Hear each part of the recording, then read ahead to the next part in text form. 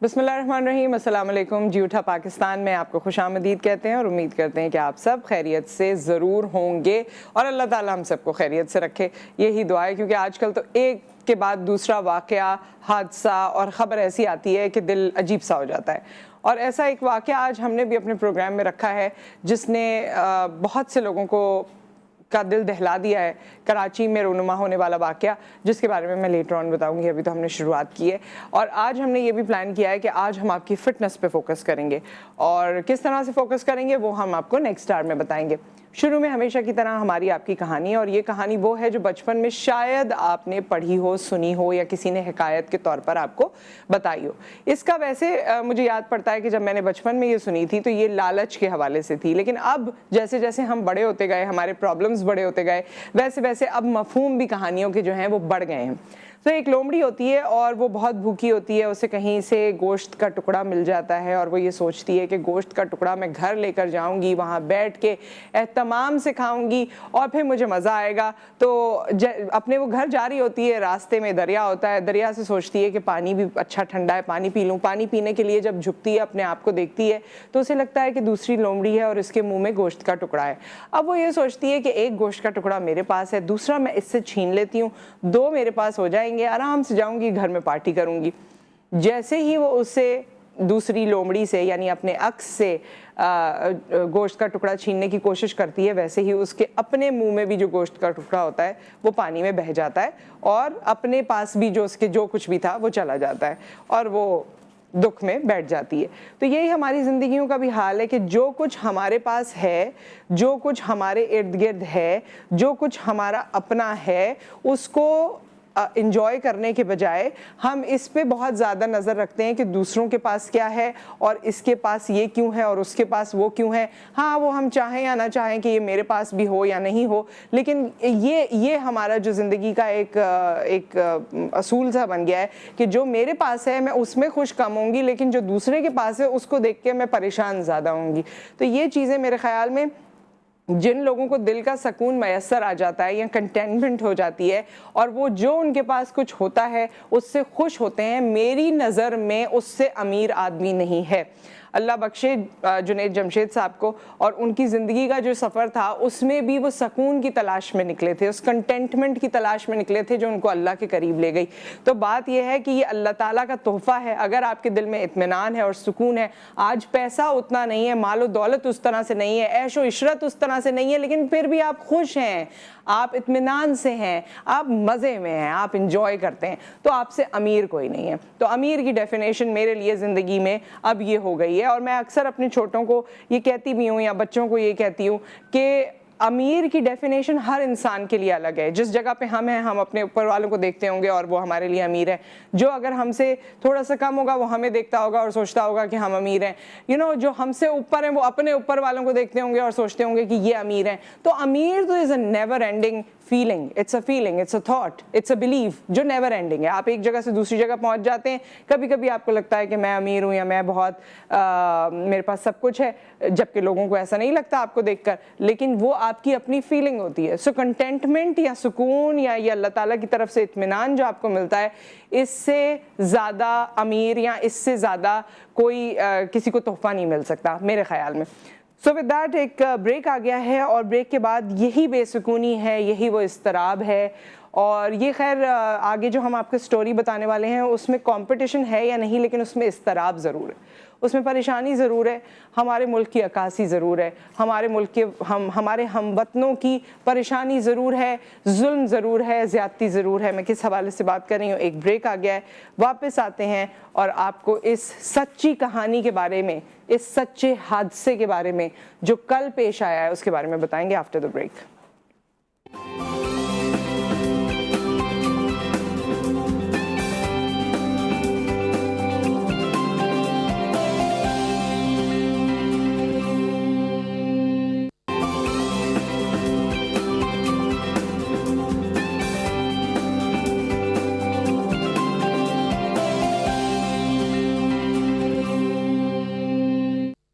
Welcome back ख़वातीन हज़रात। और इस वक्त एक केस हम आपसे शेयर करेंगे जो वाक़या यहाँ सानेहा कल पेश आया और उस पर डिस्कशन करेंगे, उसके बारे में बात करेंगे। बात करने के लिए हमारे साथ मौजूद हैं ताहिरा अनस, आप सब इन्हें जानते हैं, क्लिनिकल साइकोलॉजिस्ट हैं। अस्सलाम वालेकुम, कैसी हैं ताहिरा? ठीक ठाक हैं। और हमारे साथ मौजूद हैं हमारे सीनियर रिपोर्टर वसीम हैदर साहब। अस्सलाम वालेकुम, कैसे हैं वसीम भाई? आप खैरियत से हैं? और दोनों से हम बात करेंगे अब वाकया हुआ क्या है। शायद आपने पहले खबरों में रात में सुना हो या सुबह में सुना हो, नहीं सुना तो ये पैकेज देखिए, दिल दहला देने वाला ये वाकया जो रूनुमा हुआ है मलीर में, मलीर शमसी सोसाइटी में। Please watch.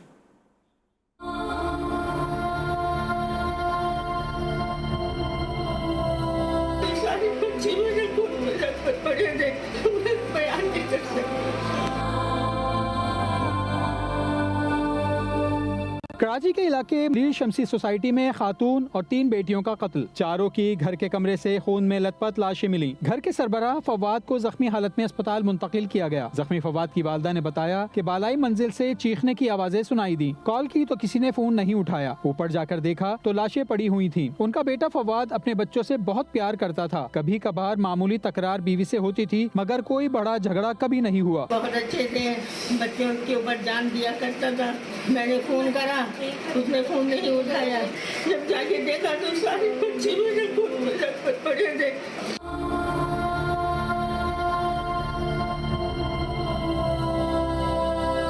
एसएसपी कोरंगी के मुताबिक फवाद मकान की पहली मंजिल पर अपने बीवी बच्चों के साथ रहता था, जबकि नीचे वालदा और भाई रहते थे। कत्ल के दौरान किसी की आवाज न आने से लगता है कि मकतूलीन को मारने से कबल कोई नशा आवर चीज दी गई थी।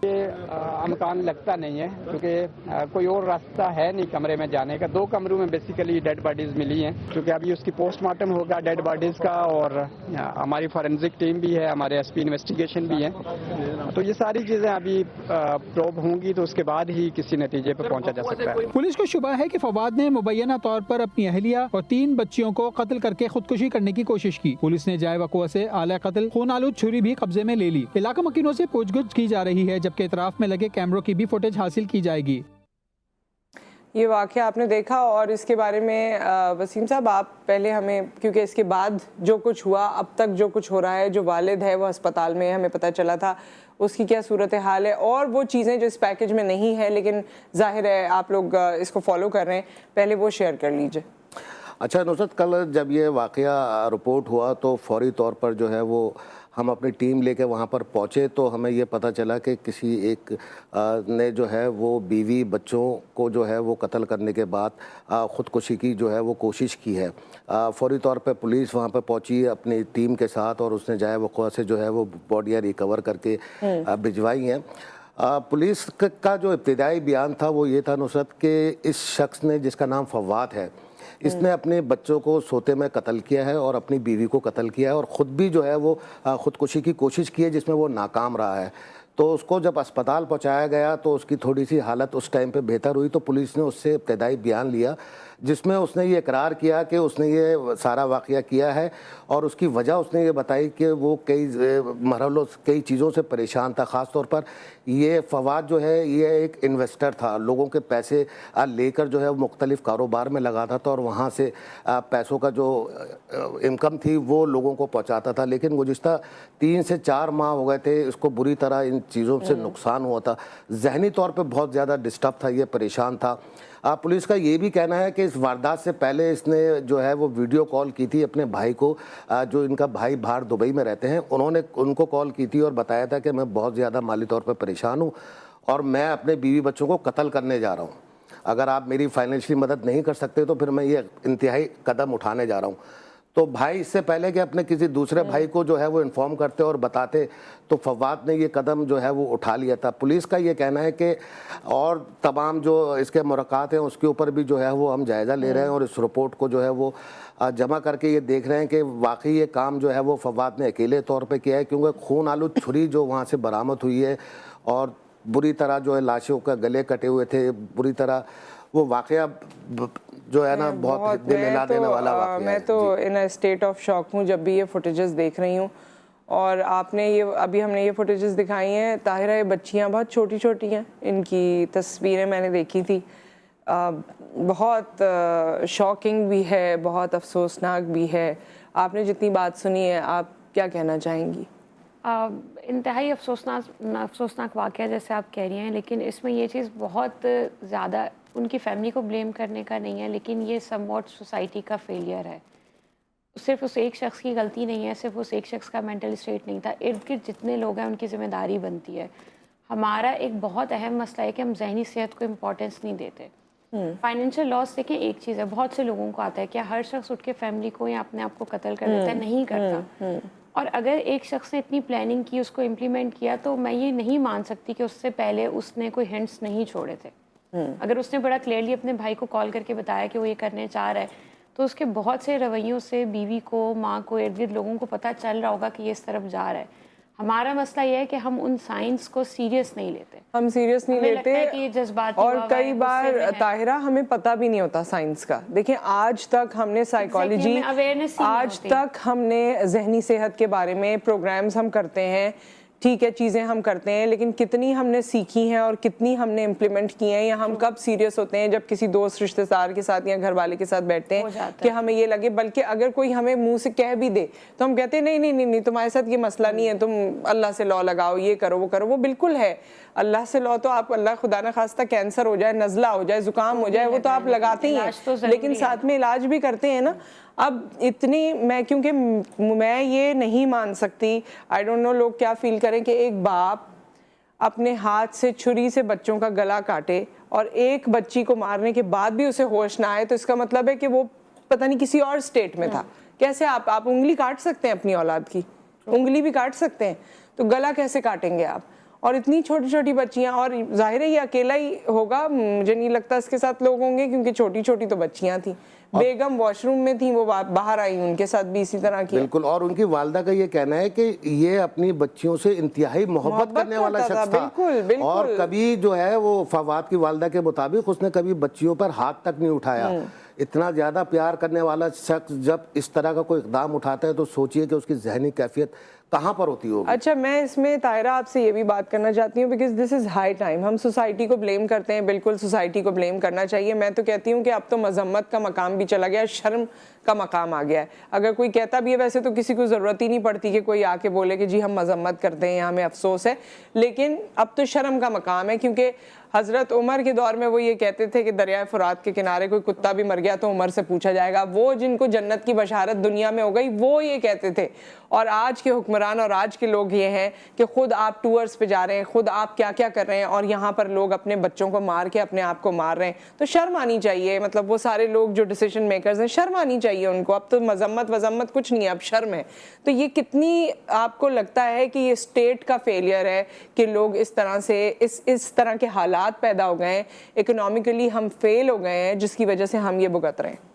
देखिए, माशी हालात तो ऑब्वियसली, अगर हम अपनी एज की बात करें, अपने अम्मा अब्बा को छोड़ दें, तो हमने भी जिंदगी में कभी इतना डाउनफॉल नहीं देखा जो अभी है। जैसे हम बात कर रहे थे कि अब सिर्फ 2 तबके रह गए हैं, जो मुतवसत तबका है वो गरीब तबके में शामिल होता जा रहा है। तो ये तो एक बहुत ज़्यादा एडिशनल प्रेशर है। उसके अलावा अगर हम स्पेसिफिकली कराची की बात करते हैं, तो आपको सिक्योरिटी थ्रेट्स बहुत हैं। आप भी घर से निकलती हैं, मैं भी निकलती हूँ, आपको नहीं पता आप सही सलामत जाएंगे, चीज़ों के साथ जाएंगे, बच्चे के साथ जाएंगे या नहीं जाएंगे। तो स्टेट का फेलियर तो ये हर तरह से ही है। और हम तो एक अरसे से जो है ना वो एज अ नेशन ही टाइम गुजार रहे हैं। स्टेट के ऊपर रिलायंस हमारी वक्त के साथ ख़त्म हो गई है। मुझे लगता है मोहल्लेदारी में लोगों की आपस में फिर भी एक अटैचमेंट, एक अंडरस्टैंडिंग, एक रिलायंस है। स्टेट के ऊपर या लॉ इदारे जो हैं उनके ऊपर हमारी कोई रिलायंस नहीं है। हम नहीं काउंट करते कि ये हमारी सपोर्ट को आएंगे। तो ये वो मकाम है जहाँ पे हम सबको आपस में एक दूसरे की बड़ी ओनरशिप लेनी पड़ेगी। अगर मेरे मोहल्ले में, मेरे घर में कोई परेशान है, देखिए मैं दोबारा ये कहूँगी कि इस तरह के वाक़यात जब भी होते हैं तो सिर्फ एक एस्पेक्ट पे बात की जाती है, वो फाइनेंशियल एस्पेक्ट होता है। जी, फाइनेंशियल इश्यूज आजकल हर बंदे के साथ हैं। स्टिल जो इंसान जहनी सेहत रखता है या सेहतमंद शख्स है, वो बेहतर तरीके तलाश करता है अपनी इनकम को बढ़ाने के। वो फौरन से गिव अप नहीं कर देता। लेकिन एक शख्स जो ऑलरेडी बड़ा वनरेबल स्टेट में, उसके लिए गिव अप करना या जान लेना बड़ा एक ना ईजी ऑप्शन हो जाता है कि यार अगर मुझे कुछ समझ में नहीं आ रहा तो मैं ये कर लूँ। आप लोगों के लिए, अपने इर्द गिर्द जो लोग हैं, अगर आपको लग रहा है कोई किसी स्ट्रेस से गुजर रहा है तो रीच आउट करें। हमारे देखिए टिपिकल मियाँ बीवी के मसले में क्या होता है, अगर मुझे आवाज़ भी आई है ना तो आपने कहना इनका अंदरूनी मसला होगा, मियाँ बीवी में बहस हो जाती है, लड़ाई होगी। ये सोच के अपने आप को पीछे नहीं करें। अगर आपको बहू को देख के या बेटी को देख के लग रहा है कि भाई ये पूरी रात रोई है और इसके उसके शौहर के कुछ मसले चल रहे हैं, तो इंटरवीन करें, दोनों को बिठा के पूछें, दोनों को बिठा के समझाएं। कभी कभार बिल्कुल सही टाइम के ऊपर इंटरवीन करना, बात करना बड़ा मददगार साबित होता है, बजाय इसके कि आप बैक ऑफ कर जाएं कि यार इनका आपस का मसला और वो हल हो जाएगा।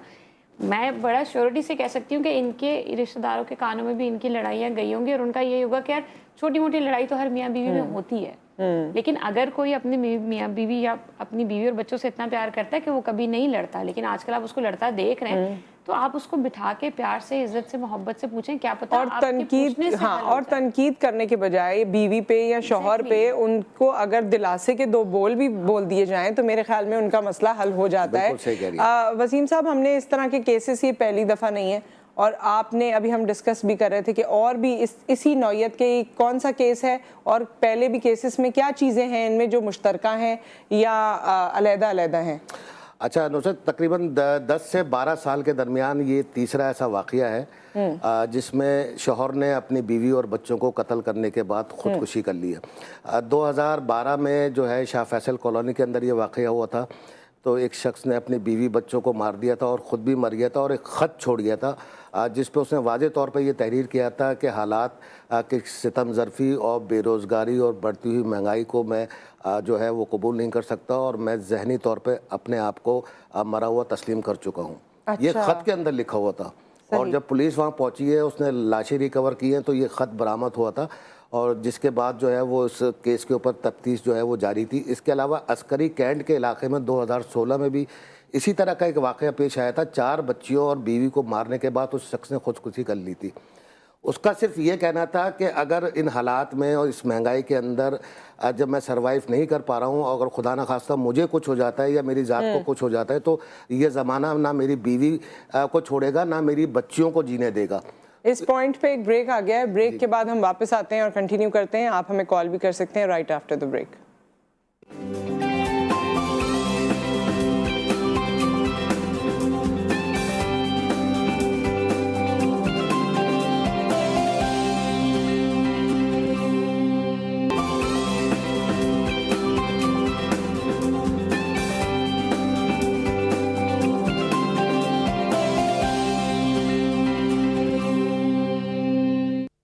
Welcome back. और नहायत अफसोस के साथ ज़ाहिर है आपसे ख़बर GTV के न्यूज़ रूम से अभी शेयर की गई। कोयटा में ब्लास्ट के हवाले से बलैली कस्टम का ये एरिया है और बुशरा कमर इस वक्त हमारे साथ मौजूद हैं। बुशरा से मज़ीद हम बात करेंगे। बुशरा, एक तो बहुत अफसोस हुआ हमें इस वाक़े के हवाले से। बुशरा दोबारा कनेक्ट होती हैं और हम बात करते हैं। वसीम साहब, ये वाक़या अभी पेश आया है और धमाके में कहा गया है कि 5 पुलिस एहलकार जान से चले गए, जख्मी है। हाँ। और एक राहगीर खातून थी, वो भी जख्मी है। वो भी जख्मी है। लगता कुछ ऐसा है नुसरत कि ये पुलिस के ट्रक को हिट करने की कोशिश की गई है, क्योंकि ये मेन शहर से थोड़े से फासले के ऊपर है। जो अभी हमारी सीनियर रिपोर्टर्स हैं वहाँ पे, जो ब्यूरो चीफ हैं कोयटा की, बुशरा कमर, उन्होंने अभी हमें जो है वो यही बताया था कि इसमें जो है वो 5 पुलिस एहलकार जख्मी हुए हैं जिन्हें फौरी तौर पर जो है वो रेस्क्यू किया गया है। तो काफ़ी वक्फे के बाद फिर कोयटा में ये एक दहशतगर्दी की वाक़या पेश आया। अल्लाह ताला बेहतरी करे। बुशरा हमारे साथ मौजूद हैं। बुशरा, अस्सलाम वालेकुम। वालेकुम अस्सलाम। बहुत अफसोस के साथ, पहले तो हमें बहुत अफसोस है कि ये वाक़या कोयटा में रूनुमा हुआ है और अभी आप न्यूज़ में बता भी रही थी इसकी तफसीलात के हवाले से। बाद में हतमी रिपोर्ट तो हमारे पास आएगी कि क्या क्या सूरत हाल है या किस वजह से ये हुआ, लेकिन कोई ख़ास शुबह जाहिर किया जा रहा है? जी देखिए, अभी तक की इतलात जो मिली हैं उसके मुताबिक इस रूट पे जो है ये ट्रक खड़ा हुआ था और कोई मूवमेंट थी, उस मूवमेंट के हवाले से रोड को जीरो भी किया गया था। लेकिन जब जीरो रोड था और यहाँ पर सिक्योरिटी भी सख्त थी, तो ऐसी सूरत हाल में धमाका होना जो है वो फिर सिक्योरिटी के जो इंतजाम हैं उसके ऊपर एक सवालिया निशान आ जाता है कि जब सब वहाँ पर बेहतर किया गया था, कोई VIP मूवमेंट भी होनी थी, तो फिर ये वाक़या किस तरह से रोनुमा हुआ है। ताहम PD टीमें जो है वो जायबा की जानिब रवाना है, क्योंकि ये इलाका जो है वो शहर से हट के है थोड़ा, तो वहाँ तक जब टीमें पहुँचेंगी और उसके बाद ही फिर नौयत का पता लगाया जाएगा, पता चलेगा कि ये धमाका जो है वो किस चीज़ के ज़रिए किया गया, क्या कोई हमलावर था या पहले से वहां पर कोई प्लांटेड जो है वो जमीन के अंदर धमाका के बाद रखा गया था जिससे ये धमाका हुआ है। तो इसके नतीजे में अब तक जो है वो 10 से ज्यादा अफराद जो है वो जख्मी बताए जा रहे हैं, जबकि खदशा जाहिर किया जा रहा है कि जिस नौयत का ये धमाका था कि जिससे ट्रक जो है वो उलट गया तो हलाकतें भी जो है वो हो सकती है। अच्छा, जिस तरह मैं फुटेजेस देख रही हूँ तो कोई बहुत ज्यादा क्राउडेड इलाका नहीं है, यहाँ से सिर्फ मूवमेंट होनी थी और बाकी यहाँ पर कोई ऐसी आबादी इस वक्त तो नजर नहीं आ रही। ये एरिया इस तरह है कि यहाँ से कोयटा से लोरासाई जोब इसके अलावा जो है कुचलान और पशीन चमन मुख्तलिफ इलाकों को जाने के लिए लोग ये रूट इस्तेमाल करते हैं। तो ये इस किस्म का है। तो यहाँ पर चूंकि ट्रैफिक की रवानी उस तरह ज्यादा तो नहीं होती, लेकिन सुबह सवेरे का वक्त है तो इन इलाकों से लोग जब कोयटा में नौकरियों के सिलसिले में कारोबार जी निकलते हैं तो शायद विजिट करने आते हैं। तो जिस तरह से आप फुटेजेस में देख भी रही होंगी कि इसमें सिविलियन गाड़ी जो है वो भी इसकी जख्मी आई है, जिसमें भी मैंने आपको पहले बताया कि वो जख्मी हुई है। तो ये यहाँ पर लोगों का गुजर है, लेकिन उस तरह से क्राउडी इलाका नहीं है। अगर ये क्राउडी इलाका होता तो फिर जी नुकसान बड़ा हो जाता। बहुत शुक्रिया बुशरा, आपने हमें ज्वाइन किया और तफसीलात से आगाह किया। हमारी दुआएं हैं कि अल्लाह ताला बेहतरी करें और हम ऐसे वाक़यात और सानिहात से बचे रहें। बड़ी मुश्किल से अमन की ये सूरत हाल भी हमें मिली है, वरना तो हमने अपने आप को सालों साल दहशतगर्दी और इंतहा पसंदी की नज़र ही देखा है अपने आप को, चाहे वो इंटरनल हो या बैरूनी हो या हम पे प्रेशर्स हो। So coming back to the topic, आप इस हवाले से भी अगर कुछ कहना चाहें तो कह सकती हैं। बल्कि मुझे ये भी बताइए कि ये जब खबरें आती हैं और इस तरह के हालात होते हैं, ये भी तो हमारी नफ्सियात पे असर करते हैं ना। Exactly, just imagine waking up on these two news. अगर हमने आज सुबह ये बात की है तो ये दिन आपका बड़ा हैवी जाएगा नेचुरली। आपने ये न्यूज़ सुनी है तो उसका एक इम्पैक्ट आएगा। अच्छा, अगर आप वो टाइम याद करें जब ये चीज़ें फ्रिक्वेंटली होने लगी थी, तो एक टाइम ऐसा आता है कि आप डिसेंसिटाइज होते हैं। आपने सुना 5 लोग मर गए, ठीक है, आप थोड़ी देर बाद किसी और काम में मसरूफ हो गए, क्योंकि सुन के आप इतना यूज टू हो गए कि अब आप ओवरवेलमिंग वाली जो फीलिंग है वो नहीं आती। अब एक इंसान जो कि ऑलरेडी इतने मसलों से गुजर रहा है, फिर उसने नौकरी करके 1 घंटे का ट्रैवल करके नौकरी पे जाना है, उस 1 घंटे में उसको छिनने का भी डर है, चीज़ें अपने मरने का भी डर है, बच्चे अगवा होने का भी डर है, गाड़ी चोरी होने का भी डर है, फिर उसने वापस आना है और सुबह उसका जो आगाज़ है वो इस न्यूज़ से हुआ है। तो इमेजिन करें कि हमारे समेत हर बंदा किस स्ट्रेस से गुजर रहा है। उसके बाद हमारा आपस में अमूमी रवैया बड़ा नागवार होता है। अगर मुझे कोई ज़ाती तौर पे मसला है, मेरा आज मूड ठीक नहीं है, तो बजाय इसके कि आप उसको अंडरस्टैंड करें या सपोर्ट करें, हम कहते हैं कि यार ये है ही ऐसा या ये है ही बदतमीज। अच्छा, इसके पैसों के मसले चल रहे हैं तो मेरी वजह से थोड़ी चल रहे हैं कि मैं बर्दाश्त करूं। बहुत हमारी ये एम्पैथी नहीं है, एम्पैथी नहीं है, हम अंडरस्टैंड नहीं करते कि यार अगर कोई एक सर्टेन मुश्किलात से गुजर रहा है तो मैं उसको क्या सपोर्ट एक्सटेंड कर सकता हूँ। देखिए, स्टेट को ब्लेम करना एक चीज़ है और फिर हाथ पे हाथ रख के बैठना, लेकिन एक ये है कि मुझे मेरी जिम्मेदारी पता हो। वो माहिर नफ्सियात होने के तहत भी है, वो एक शहरी होने के तहत भी है, वो एक घर वाला होने के तहत भी है। घर में बहन भाई है, मियाँ बीवी हैं, वालदैन है, तो वो आपस में सपोर्ट एक्सटेंड नहीं करते।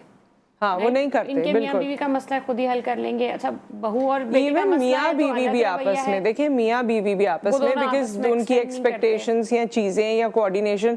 और अब तो मुझे बहुत अफसोस के साथ कहना पड़ता है कि मियाँ बीवी में आपस में उस तरह की कम्युनिकेशन भी नहीं है, अक्सर जगहों पर नहीं है। वो मियाँ आए और वो मोबाइल में लग गए, बेगम है तो वो अपने, उनके इतने काम हैं, चीज़ें हैं, दोनों में वो कोऑर्डिनेशन, या जो हम पहले देखते थे कि एक माहौल होता था, इतने बजे खाना लगेगा तो इतने बजे वालिद घर आएंगे, तो एक सिस्टम होता था ना, एक डिसिप्लिन के तहत। अगर वो डिसिप्लिन अब नहीं रह रहे हैं और उसमें से एक शख्स के जहन में पूरी प्लानिंग चल रही है खुद को मारने की और 4 लोगों को मारने की और साथ रहने वाले शख्स को नहीं पता, तो there was lack of communication. Lack of communication बड़ा एविडेंट है। या अगर पता है तो वो उस चीज को सीरियसली नहीं कर पाए। तो ये पूरे हर घर के अंदर है, हमारे घरों में भी, ये सब घरों में हो रहा है कि आपका लैक ऑफ कम्युनिकेशन बड़ा एविडेंट होता जा रहा है। दूसरे शख्स के जहन में क्या चल रहा है, दिल में क्या चल रहा है, एट टाइम्स वो चीख के भी बताता है, तो we just brush it off के नहीं यार ये तुम्हें ऐसा फील हो रहा है, ऐसा कुछ नहीं है, ऐसा कुछ नहीं है। सो ये कह देना कि ऐसा कुछ नहीं है, पॉजिटिव सोचो, यूं ना करो, ये ही काफी नहीं है, बल्कि इसके साथ साथ कोई दवा भी करनी है दुआ के साथ। बहुत बहुत शुक्रिया आप दोनों की तशरीफ आवरी का। और वाकई ऐसे वाकयात होते हैं तो दिल भी अजीब सा हो जाता है और दिन भी अजीब सा हो जाता है, लेकिन बात वही है कि घूम फिर के हम दुआ ही कर सकते हैं जब ये वाकयात रूनुमा होते हैं कि अल्लाह ताला हम सब के लिए आसानी करे। और कम्युनिकेशन और डायलॉग से ही पाकिस्तान भी बना था, तो डायलॉग तो बहुत ज़रूरी है। बड़े बड़े फैसले दुनिया में डायलॉग से हुए हैं, तो वो डायलॉग अपने घरों में भी ज़रूर रखें, उसको ना जाने दें। एक ब्रेक आ गया, ब्रेक के बाद वापस आएंगे। तो अब कुछ इतना सब कुछ जब हो जाए तो फिटनेस पे भी बात कर लेनी चाहिए आफ्टर द ब्रेक।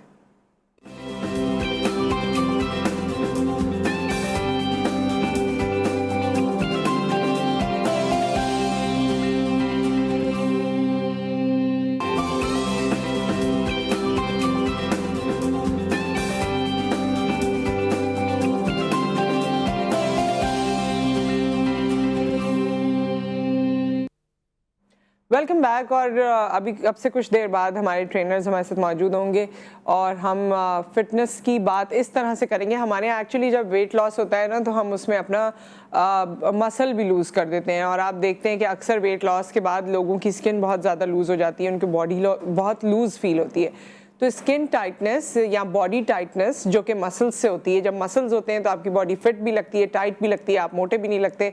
सो ये जो मसल गेन है ये कैसे हो सकता है? जब आपने शिफ्टिंग करनी है, अगर आपका वेट सही भी है लेकिन आपने मसल्स बनाने, अपने आप को फिट करना है, तो ये कैसे पॉसिबल होगा? और अगर आपने वेट लूज़ भी करना है तो वेट लूज़ में करने में हम ज़्यादातर अपना मसल लॉस कर देते हैं, जबकि हमें फैट लॉस करना चाहिए। तो इसकी साइंस को समझने के लिए इससे रिलेटेड जो एक्सरसाइजेज हैं उसके हवाले से आज हमारे साथ फिटनेस ट्रेनर्स मौजूद होंगे और हम उनसे बात करेंगे। लेकिन ये वक्त मेरा और आपका है कुछ देर का, जिसमें आप कॉल कर सकते हैं और जो वाक़यात आज हमने आपसे शेयर किए हैं उस पर आप बात कर सकते हैं। कोयटा में ब्लास्ट हुआ है उसके हवाले से भी बात कर सकते हैं, लेकिन उससे ज़्यादा ऑब्वियसली क्योंकि वो तो अभी उसके हतमी जो नताइज हैं या उसके जो प्लानर है या उसका जो रिज़ल्ट है या जो सोच थी या जो भी कुछ था इरादा, वो अभी आना है हमारे पास। लेकिन जो हमारे पास ये वाले केसेस हैं जिसमें पूरी फैमिली को कत्ल कर देना, वो इंसान किस ज़हनी कैफियत में है या वो क्या कर रहा है। सबसे पहले चीज़ तो जब रिपोर्ट आती है या कोई ख़बर चलती है तो हम ऐसे शख्स से नफ़रत करते हैं, बशमूल मेरे। मुझे बड़ा गुस्सा आता है, बहुत बुरा लगता है वो शख्स जिसने ये हरकत की होती है, अपनी बीवी बच्चों को मारा होता है। लेकिन आप इसे किस तरह से एनालाइज करते हैं ये आपने मुझे कॉल करके बताना है। And we have a caller. अस्सलाम वालेकुम। वालेकुम सलाम नुसरत, कैसी हैं? जी मैं ठीक ठाक है साहब, आप कैसे हैं? थैंक यू कि आप हमें मौका दीजिए बात करने का। देखिए, एक तो सबसे पहले मैं मुबारकबाद देना चाहूंगा आर्मी चीफ को, हमारे नए भाई आसिम मुनीर साहब को, और अल्लाह ताला उनको हिम्मत दे के हमारे मुल्क की डिफेंस कर सकें। आमीन। और देखिए, दूसरी बात ये नुसरत जो आपने वाकई की बात की ना, वो मैं जरा डिफरेंट एंगल से सोचता हूँ। जब मैं किसी वाकये को देखता हूँ, जैसे कल का वाकया समझ लें, इससे पहले भी कहीं हुए, होता ये कि जब आपके जो मैंने सुना ना, जो रिपोर्टर्स ने बताया, जो इस देश के लोगों से पता चला कि वो बंदा अच्छा था, अपनी फैमिली के साथ भी अच्छा था, अच्छा बंदा था वो, लेकिन वो जिस कैफियत में गुजर रहा होगा वो मुझे नहीं अंदाजा कि वो कुछ कहते हैं माली हालात की वजह से, किसी की वजह से भी। लेकिन मुझे आज तक ये बात समझ में नहीं आई थी कि ये ठीक है, आप माली हालत किसी के साथ बीवी को थप्पड़ मार दिया, ये कर दिया, वो कर दिया, ये तो चीजें कॉमन है, लेकिन किसी अपने बच्चों को ज़िबा करना, कत्ल करना और तशद्दुद से करना, ये ऐसी साइकी है जिसको इंसान आसानी से समझ नहीं सकता। तो मेरे नजदीक इन सब चीजों पे एक माशरती तौर पे हम जैसे हमारे उलमा हजरात हैं या बहुत से लोग हैं, हम सिर्फ साइकियाट्रिस्ट की पेज बातें देखिए, इतना बड़ा प्लेटफॉर्म होता है हमारी मस्जिद का, ठीक है, हम कितनी अच्छी तलकीन करते हैं, लेकिन जब हम किसी के मसले नहीं सुनते, एक दूसरे की चीजों को डिस्कस नहीं कर रहे होते, तो उससे आदमी डिप्रेशन में जाता है और फिर ऐसा एक्सट्रीम मेजर ले लेता है। मेरे नजदीक मैं जैसे बात करूँ सर कि अगर आपके दोस्त हैं, यार हैं, आप जितने भी है, आप माली परेशानी, मैं खुद अपने घर में मैंने बहुत परेशानी देखी। मेरे 2 भाई जवान गए, मेरी अम्मी 14 साल पैरलाइज थी, मेरा 3.5 साल मेरा भाई पैरलाइज था, मैं बड़ी तकलीफ में था, लेकिन मेरा एक सर्कल था, मेरा उठना बैठता था, मैं लोगों से डिस्कस करता था, शेयर करता था, इवन तो इस दौरान मैं अपने सारी टीवी कॉल्स भी करता था, तो मैंने अपने आप को इंगेज रखा। अगर आदमी अपने अंदर जो दबा के रखता है चीजों को, जो शेयरिंग नहीं करते, अक्सर वहाँ मसला होता है, वहाँ मसला होता है। अच्छा, मेरा सवाल सिर्फ आपसे है, क्योंकि आप खुद बहुत से लोगों से डील करती हैं, आपने इतने तवील अरसे से प्रोग्राम कर रही हैं, मुख्तलिफ वाक़यात पे करती हैं, आप मुझे बताएं कि आपके नजदीक जो इतना एक्सट्रीम मेजर लेता है कि आप इतने शफाफ कैसे हो जाते हैं, जबकि आप शफाफ नहीं होते, बाय दैट हो जाते हैं, आपके नजदीक क्या अर्ज है जो इस तरह लोगों को मजबूर करती है?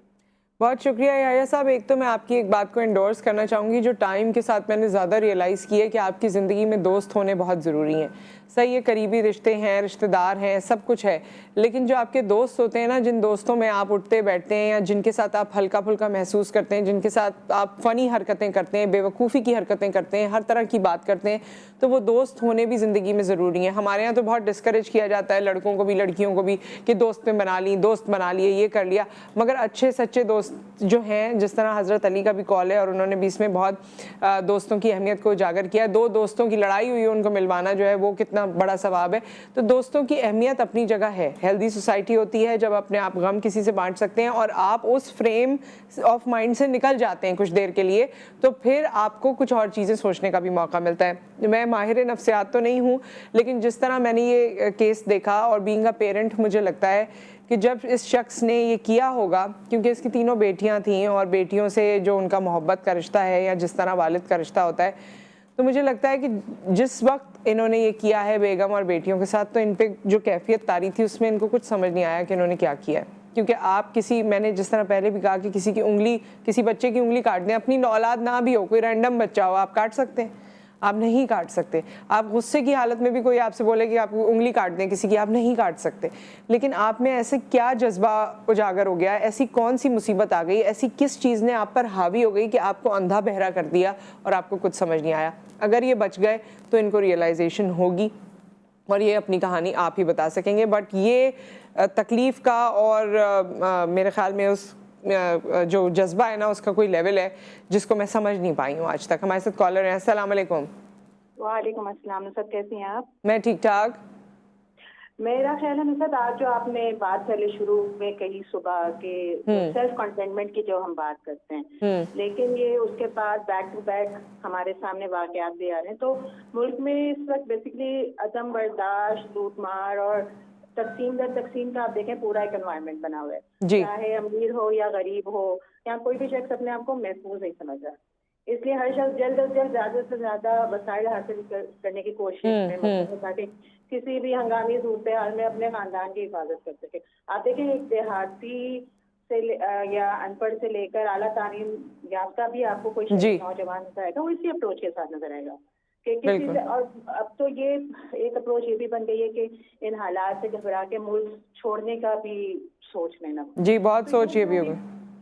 तो ये चीज जो है बेसिकली ये माशरती अदम इस्तेकाम की तरफ हमें बहुत ज्यादा लेके जा रही है ये सब चीजें।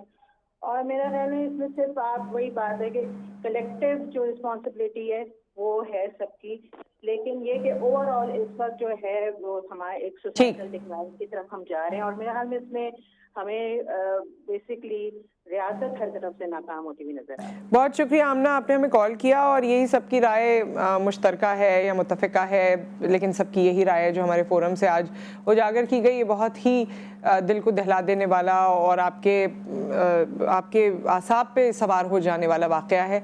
और मेरे ख्याल में मुझ पर तो ये कैफियत अभी है, कुछ देर तक तो है, कितनी देर तक है या क्या। एक ब्रेक आ गया। ब्रेक के बाद जब हम वापस आते हैं तो कोशिश करेंगे कि टॉपिक चेंज करें, मेहमानों से आपकी मुलाकात करवाएं और फिटनेस के हवाले से बात करें आफ्टर द ब्रेक।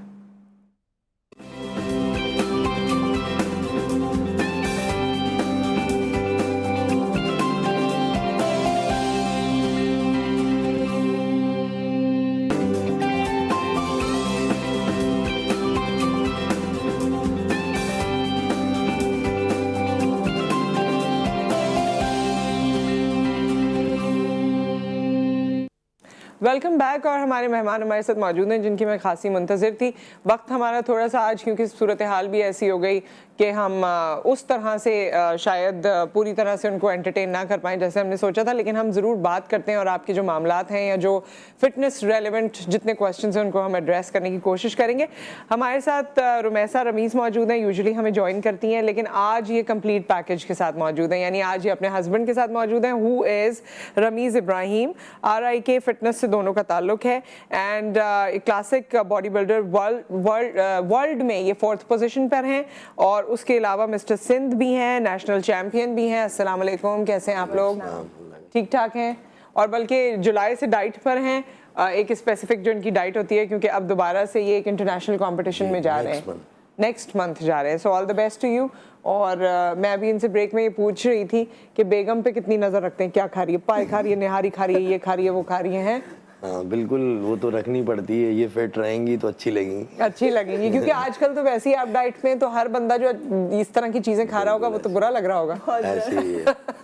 नहीं, बस आदत हो जाती है जब आप महीना 1.5 महीना डाइट कर लेते हैं तो फिर आप यूज्ड टू हो जाते हैं। फिर आपके सामने कोई कुछ भी खाता रहे। फिर हाँ, जो हमारे एंड के डेज होते हैं ना, जब ऐसा होता है ना जैसे रोजा खुलने वाला है, तो वो सिचुएशंस होती है, लास्ट के जो 10 डेज होते हैं वो बड़े डिफिकल्ट होते हैं हमारे।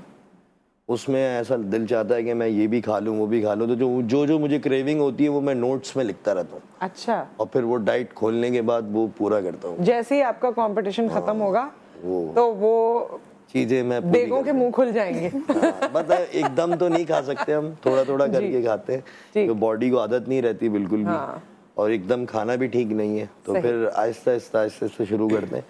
लेकिन अपनी क्रेविंग्स पूरी करके फिर हम दोबारा डाइट पे। अच्छा, मुझे जल्दी आप लोगों से बहुत सारी चीज़ें पूछनी है। एक तो ऑब्वियसली हमारा टॉपिक ही यही है कि हम फिटनेस ट्रेनिंग करना चाहते हैं या हम वेट लूज़, ज़्यादातर तो ख़वातीन का तो ये है, पहले आपसे शुरू करते हैं कि वेट लूज़ करना है, जैसा तैसा करना है। मैं बेहोश हो गई, मैं तो डाइट कर रही थी, मैं ये कर रही थी, लूज़ भी हो जाता है, पेल हो जाते हैं, बॉडी लूज़ हो जाती है, फैट लॉस की बजाय मसल लूज हो जाता है। ये शायद हमें समझ आता है कि नहीं आता।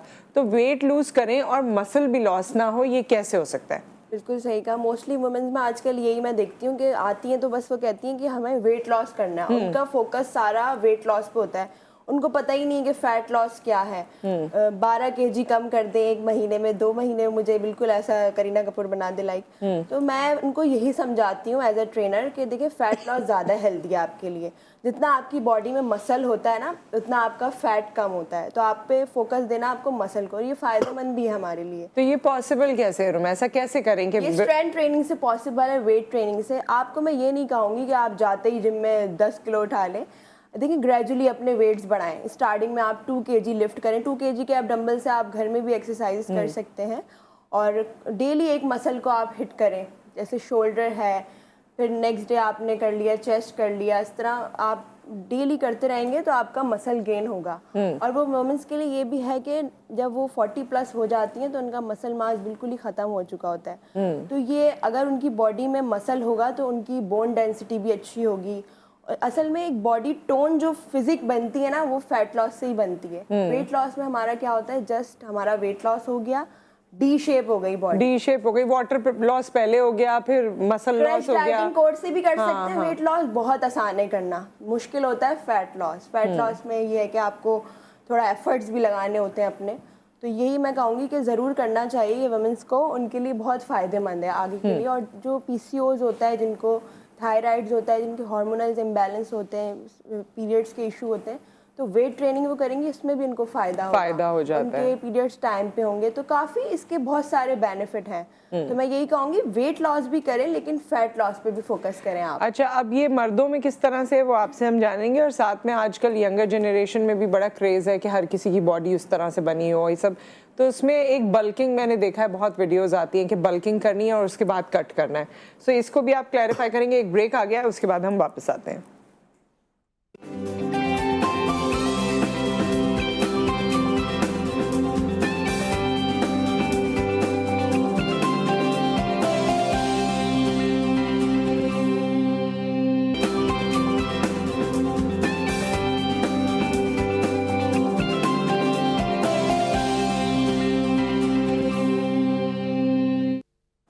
Welcome back. हमने तो जी प्रोग्राम के दरमियान में भी और बहुत सारे लोग आए हैं यहाँ पर प्रोग्राम सुनने और उड़ते हुए आ रहे हैं। खैर, तो हमारे साथ जो है हमारे मेहमान मौजूद हैं, रुमैसा और रमीज़ दोनों, और बड़ी मज़ेदार फिटनेस की बातें हो रही थी। और जिस पॉइंट पे हम ब्रेक पे गए थे वो आपने बल्क की बात की, हमने तो ब्रेक में कर ली, लेकिन हमने अपने लोगों को बताना है कि जो बल्क करते हैं, खुसूसी तौर पे लड़के, अभी आप अपना बता रहे थे, एक वो स्टेज भी होती है जो बड़े स्किनी होते हैं, और आप भी वो हुआ करते थे।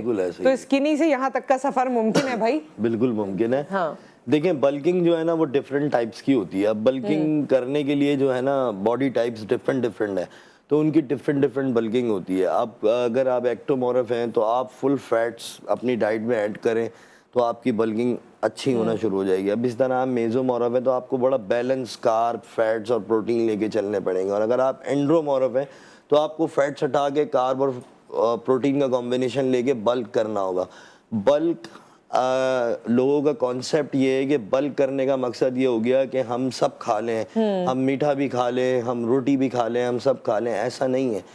बल्किंग फिटनेस में, हमारी फील्ड के अंदर, बॉडी बिल्डिंग में और इन सब चीज़ों में जो बल्किंग है ना, वो होती है लीन मसल मास को गेन करना, फैट्स को गेन नहीं करना। जब आपने लीन मसल मास गेन करना है तो उसके लिए आपने अपनी बॉडी टाइप और बॉडी वेट के हिसाब से अपने डाइट प्लान को बनाना होगा। अब उस डाइट प्लान में आपने कार्ब्स ऐड करने हैं, प्रोटीन्स ऐड करने हैं, फैट्स ऐड करना है, और उस हिसाब से आपने चलना है। और मील को 2-2 घंटे से लेना है। ये नहीं है कि आपका स्टमक एम्प्टी रहे। जब आपका स्टमक एम्प्टी रहता है तो आपका मसल जो है वो फिर डाउन होना शुरू हो जाता है। ठीक है। तो ये चीज़ें बल्किंग में होती हैं। और बल्किंग के लिए कुछ लोग ये कहते हैं कि हम फलाना स्वीट डिश खा लें और ये खा लें, ये खा लें, ये सब बेकार की अच्छा, बात है। बल्किंग हम कह तो रहे हैं, लेकिन बल्किंग का मतलब यही है कि आप बॉडी में मास क्रिएट कर रहे हैं ताकि फिर बाद में जब उसको कट करें और शेप आए। हाँ। देखिए बल्किंग है, बल्किंग का कॉन्सेप्ट लोगों ने खराब किया है। बल्किंग के लिए लोग बड़े गलत चीजें भी यूज करने लगे हैं, कुछ शॉर्टकट्स अपनाने लगे हैं, कुछ देखिए बल्किंग का ये होता है कि अगर आप अच्छी बल्किंग करेंगे ना मसल मास के साथ, लीन मसल मास के साथ, तो जब आप श्रेड कर रहे होंगे तो आपका बॉडी वेट इतना नहीं जाएगा, फिजिक श्रेड होती जाएगी और जो मसल मास होगा वो वही मेंटेन रहेगा। अच्छी बल्किंग का ये फायदा है। अब जो न्यू कमर्स हैं, अब जैसे वो न्यू हैं तो उनके लिए ये हो सकता है कि आप उनको थोड़ी हैवी बल्किंग कराएं, उनको ज़्यादा फैट्स भी गेन करा दें। जाहिर है उनका तो स्ट्रक्चर ही नहीं है, स्ट्रक्चर बनाने के लिए तो उनको स्टार्ट में कराना पड़ेगा। हैं और जिनको जो बहुत ज़्यादा स्किनी खाना है, पीना लगता भी नहीं है, वो एक्टोमोर्फ हैं, उनकी बॉडी टाइप एक्टो है। अब वो एक्टो बड़े परेशान होते हैं कि यार हम तो कुछ भी खा ले हमें असर नहीं होता। ऐसा नहीं है, वो भी कहीं ना कहीं गलतियां कर रहे हैं। वो अपनी डाइट को 2-2 घंटे से मील नहीं ले रहे हैं, वो एक ही टाइम पेट भर भर के खा रहे हैं। उनके सोने के रूटीन ठीक नहीं है, उनकी डाइट में जो चीज़ें वो ऐड की हुई है वो ठीक नहीं है। अगर वो उसको मैनेज कर लेंगे तो एक्टो भी इजीली गेन हो जाएंगे। तो इसीलिए ट्रेनर होता है। मैं ये कहती हूँ कि हमारे यहाँ अभी भी हम समझते हैं कि ट्रेनर, हाँ सही है चलो जिम ट्रेनर, अभी लेकिन तो ट्रेनर को सारी साइंस पता होती है अगर अच्छा ट्रेनर है तो। और ट्रेनर जो होता है वो बहुत इम्पोर्टेंट होता है, भी करता है लेकिन ट्रेनर भी आप उसकी पहले स्टडी करें, उसके बारे में पढ़ें, फिर उसको ट्रेनिंग लें उससे। अदरवाइज आजकल तो हर कोई ट्रेनर है, ठीक है। अब आप देखें लोग, मैं भी थोड़ी और तवज्जो दूंगी तो ट्रेनर बन लोग क्या करते हैं, लोग जिम जाते हैं, यूट्यूब खोलते हैं और उसको देख के वर्कआउट कर रहे हैं, एप्स को देख के वर्कआउट कर रहे हैं। तो मैं ये बोलता हूँ जो यूट्यूब में वर्कआउट कर रहा है वो प्रो बॉडी बिल्डर है। उसका अगर एंगल यूं है तो उसके हाथ ही इतने ही उठते हैं। आप तो यूं कर सकते हो अपने हाथ को, आपके तो हाथ पूरे उठेंगे। आप तो प्रो नहीं हो, अभी तो आपकी हड्डी और खाल है सिर्फ। तो आप उनकी तरह जब सेट लगाओगे और जब वो चीख रहे हैं, आवाजें निकाल रहे हैं, तो आप भी आवाजें निकाल रहे हो बिला वजह में। ऐसी गलतियां आप लोग कर रहे होते हैं। आप उनको फॉलो कर रहे हैं, उनकी फिजिक को उन्होंने सालों दे दिए हैं, 15 साल 20 साल उन्होंने दे दिए। आप उनको फॉलो ना करें, आप अपने ट्रेनर को फॉलो करें। वो आपको नए सिरे से बिल्कुल और फिर उनका खाना अलग है, उनका लिविंग स्टैंडर्ड्स अलग हैं, हमारे यहाँ अलग हैं, और हमारे यहाँ एटमॉस्फेयर अलग है, एटमॉस्फेयर एनवायरनमेंट अलग है। अब आप देखें, हम जैसे कंपटीशन खेलने इंटरनेशनल किसी इवेंट में जाते हैं तो हमें क्या होता है, हमें उस तरीके का अपने आप को डाइट पे 2 वीक पहले ना मैं अपने आप को उस डाइट पे लाना शुरू कर देता हूँ जैसी चीज़ें वहाँ मुझे मिलेंगी। अगर मुझे 6 बजे ब्रेकफास्ट मिलेगा तो मैं रूटीन भी वैसी करना शुरू कर देता हूँ अपना, दोबारा से सोने का, उठने का, खाने का, और फिर डाइट भी वैसी लेके चलना शुरू कर देता हूँ। मुझे पता होता है कि वहाँ मील क्या क्या मिलेंगी। फिर अब यहाँ अगर सर्दी है तो वहाँ गर्मी होगी, तो फिर उस हिसाब से आपकी बॉडी रिस्पॉन्ड करेगी, रिएक्शन आपको फौरन नजर आएगा कि यार बॉडी एकदम चेंज हो रही है। तो कुछ एथलीट्स भी ऐसे होते हैं, उनको ये नॉलेज नहीं होती, वो बेचारे यहाँ से तो तैयारी अच्छी करके जाते हैं, जब वो डिफरेंट कंट्री में जाते हैं तो उनका जो बॉडी है वो चेंज हो जाती है और फिर वो बोलते हैं यार ये क्या हुआ, मैं तो खराब हो गया। तो इन चीजों के लिए भी ट्रेनर जरूरी है। ट्रेनर जरूरी है। तो ट्रेनर इतना इम्पोर्टेंट है, लेकिन हम ये सोचते हैं कि सिर्फ हम यूट्यूब और ऐप से कर लेंगे। कुछ पैसे बचाने के मैं आप लोगों से मजीद बात करना चाहती थी, लेकिन अनफॉर्चुनेटली आज का हमारा टाइम कम था, मगर इंशाल्लाह हम दोबारा सेशन करेंगे। ऐसी बहुत सी बातें हैं जो आप लोगों को बतानी चाहिए। आई थिंक जब नॉलेज अल्लाह ताला देते हैं तो जिम्मेदारी होती है कि उसको लोगों तक पहुंचाना भी चाहिए। But thank you so much, pleasure meeting you both. बहुत अच्छा लगा और बहुत अच्छा कपल है, इसी तरह मिलके एक्सरसाइजेस कीजिए। हस्बैंड वाइफ गोल्स भी ऐसे हो सकते हैं, हम आजकल कहते हैं ना कपल गोल्स, तो वो कपल गोल ऐसा भी होता है जिसमें आप फिटनेस को गोल बनाइए। अपना ख्याल रखिए, दुआओं में याद रखिए। आपसे फिर मुलाकात करेंगे। अल्लाह हाफिज।